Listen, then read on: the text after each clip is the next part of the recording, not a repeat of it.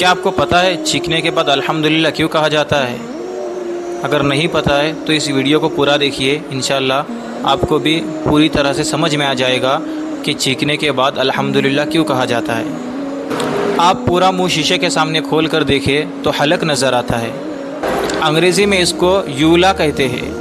گوشت کے اس لوتڑے کو سمجھنے میں سائنس نے بہت عرصہ لیا۔